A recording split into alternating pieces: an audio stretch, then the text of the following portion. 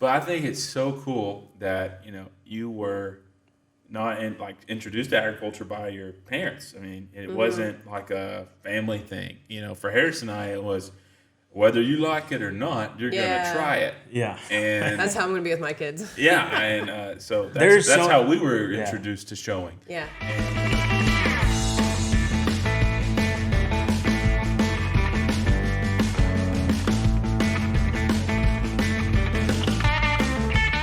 I'm Sterling. I'm Harrison. And this is Hard on the Paint by Big Country Equipment. So, growing up in Central Texas and stuff, like, what did your parents do? What did something that they introduced to you get you started on that? Like, what motivated you to do what you did? Yeah, that's a great question. No, my mom was in the military. Okay. Army, and a complete, rock star. Did you have to salute her when she walked in the house? She was known as the Colonel growing up, so... What? So she was a colonel? Yeah, she is. Or was, yeah. Was retired. How cool is that, though? Yeah, full-board colonel. No, she was in the intelligence division, so there was no sneaking around, no nothing growing up. I mean, she probably knew what I was thinking before I even thought it. And then my dad was in the financial industry. So finance and Army created agriculture. Yeah, so it was mainly 4-H. I got to see all my friends show, and then I'm like, man, this is really cool. I want to do this. Very competitive person, so I thought that would be great. How old were you when you... When I started 4-H? Yeah. 8, 9. Okay, so... Did you just go straight into showing? No, my parents, mostly my dad, didn't see the point in it, and so I had to save up a lot. So pretty much from when I was 8 or 9, I wanted to do it. So I would do everything from picking up rocks in people's pastures to anything I could. I saved every dime I could because the stock show animals are not cheap. Neither is the feed. Neither is the show entries. There's just a lot of money. There's the facilities to raise them. Yeah. That, so because Sterling and I we showed sheep. We did some cows. I actually killed a turkey. It. Harrison didn't. Yeah. He killed a turkey on accident. You show turkey upside down, Yeah. One of our older brother's friends, he had 2 in the drive. Oh, goodness. And he said, Harrison's 7 or 8 years old. It's a county stock show. And he goes, Harrison, will you hold this turkey for me? He goes, well, how do you show the turkey? He goes, hold the legs upside down. And little old Harrison goes, I can probably manage that. And by the end of the show, Harrison won reserve. Well, he's showing it for another guy, and you killed someone else's turkey. Let's just say it didn't gobble. The judge tells him, Harrison, he gets reserve, and the turkey. Harrison just sets down the turkey, and it just flops over. I thought he was tired, and he was not a little more than tired. We dead experienced tired. some lamb deaths growing up, but I think it's so cool that you were not introduced to agriculture by your parents. I mean, it wasn't like a family thing.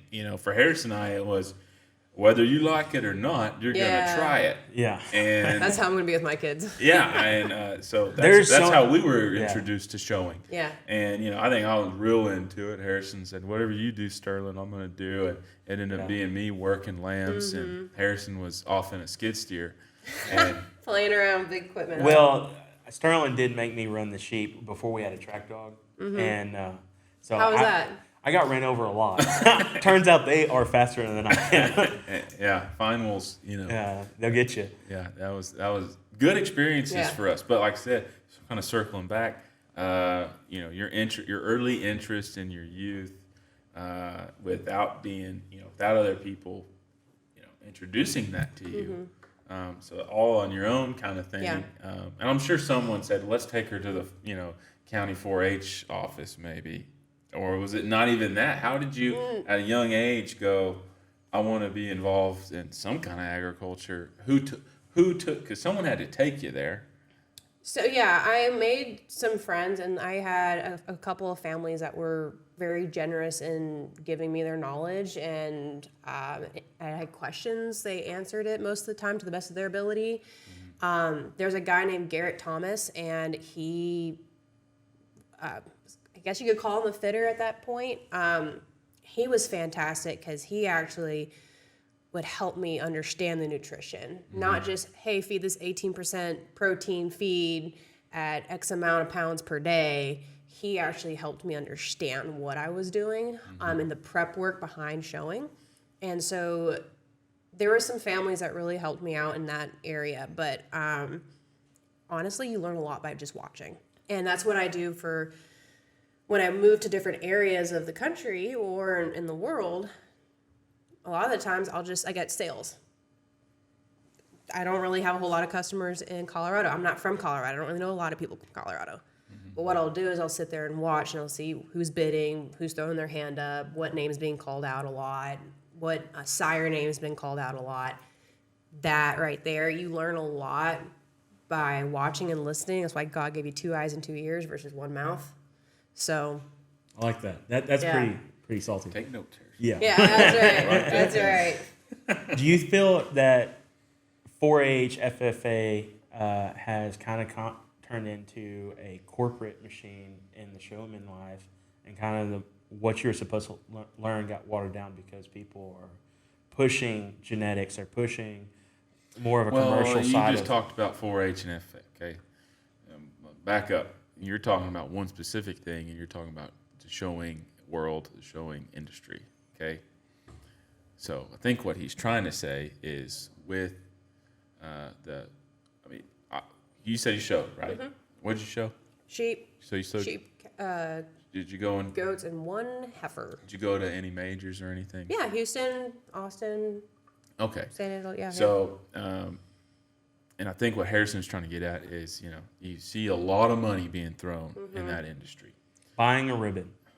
Harrison calls it buying a ribbon. I call it, because my parents, like yours, said, you're gonna do like 90% of this yourself. And obviously, when you're 8 years old, I can't do everything myself. Yeah. But as year over year, especially in the high school, Harrison and I were driving ourselves to stock shows. We're driving ourselves to our, sales. Yeah. We're buying animals with our own money. And we're learning medicines, Yeah. growth of muscles. How are we going to judge it? There's a big role that genetics play in the showing world. The whole I think it was a great experience for me growing up. We learned a lot of lessons. Even I learned a lot of lessons. Yeah. I wasn't, 100% into it. But our dad pushed us in that direction because he did it. Mm-hmm. But what they did, and I would say that the way of judging has changed. You're really getting judged off of what that particular judge likes. Mm-hmm. Where back when our dad was doing it, and I guess that was different. the 60s and 70s. Well, it wasn't like now they're market shows, Right? Yeah. Right? You're judging it off of physical appearance for a market value, right? You're measuring the distance between the last rib and their hip for their loin and things like that, right? The balance for an animal. It's been a long time since I gave reasons. I think about 12 years. But when our dad was showing, it was like mohair production.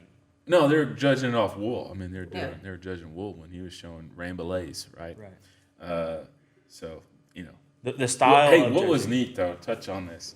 So, and I don't want to dive into too many facts because I'm no expert. Okay, but when my first show in San Angelo, my first ever show in San Angelo, it was probably 2004, 2005. I showed in the same pole barn that my dad showed in. Oh, that's cool. And my grandfather was in. Or not I'm just regular grandfather. Yeah. Not my great. I don't know if it was even had showed then. Pretty sure great-great-grandfather was on the boat. I don't know if in 1920 they had stock shows. For me, when we were going to San Antonio, Hulk Cat and all the vendors would bring all the equipment out there. Because theirs was more production-focused individuals. Now this club stock show, it's an entire industry in itself. The genetics, the supplies, the lights, the fitting equipment, the trailers, it's fans, portacles. It's an entire industry in its own. It's like it is the agricultural con expo. Yeah. Of here's the new product. Yeah. Come buy it, and there's a lot of great stuff there. Yeah. And it's multiple times a year. I got to see. My passion was equipment. I loved going there because trucks and tractors, right? Yeah. I got to see the new pickups. I got to see the new tractors. Every brand was there. So I got to indulge not on the sheep or the cattle or whatever, because that's more his passion. But I really got to indulge on seeing the tractors and learning. And kind of like you said, I got to learn by putting my hands on it. Not necessarily, reading a book, because I'm dyslexic, so that wouldn't work that great anyways. But I got to go put my hands on it. And that was my favorite thing. Yeah. And then the next thing is I got to do it with my brother. And even though he would take my money that Dad would give me for, lunch or to buy the $30 funnel cake. Yeah. Jeez. He would say, that's pretty accurate pricing for nowadays, too. Sterling, I knew he was born for us working together, because I would be like, I have $100. I want to spend $100. Sterling would be like, I'll spend your $100 and I'll keep mine. That's awesome. It has yet to change. No,